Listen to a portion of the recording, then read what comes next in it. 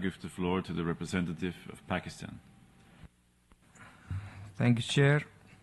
Pakistan aligns itself with the statement delivered by the G77 and China.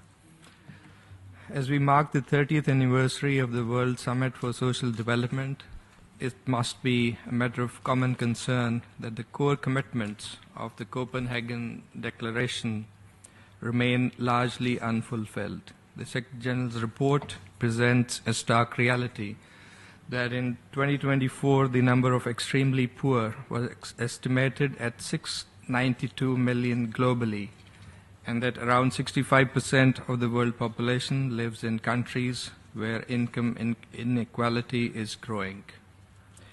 We are conscious that social development and cohesion is indispensable for prosperity and sustainable development. Pakistan's National Development Agenda accordingly aligns with the core commitments of the Copenhagen Declaration, prioritizing poverty eradication, employment generation, and social inclusion. We have made concerted efforts to invest in social protection, education, health, and employment generation.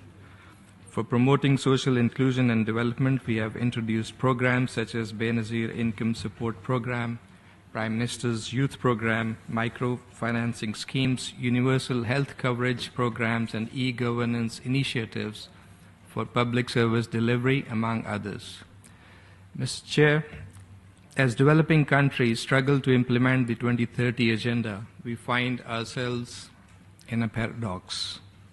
While we are strongly committed to inclusive social development, the financial and structural resources required to achieve that are lacking.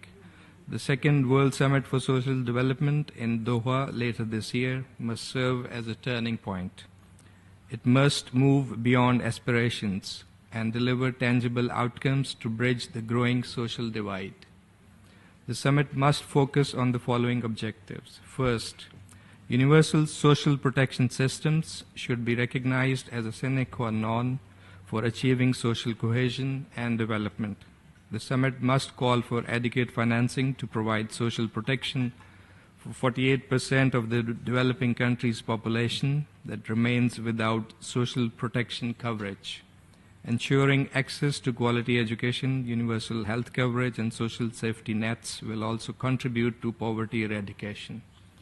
We must also leverage new technologies to advance these goals. Second, the summit must contribute to promoting decent work that guarantees minimum labor standards, protects informal workers, and ensures equal pay for equal work. Investment in vocational training, skills development, and digital literacy programs must be scaled up, particularly for youth and women.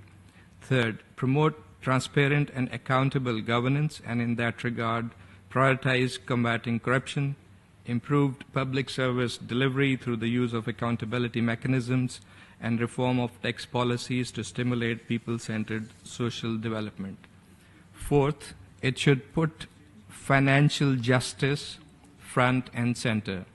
An inclusive, just, and equitable international financial architecture is essential to unlocking resources for social development. The summit must reinforce the call for reform of the international financial architecture, for comprehensive debt relief for developing countries, reallocation of SDRs towards social development, and investment in climate-resilient infrastructure to support social development initiatives in developing countries. Mr. Chair, social development is central to achieving the SDGs. Inclusion, equality, and solidarity are the key words here. Doha offers a historic opportunity to transform words into action.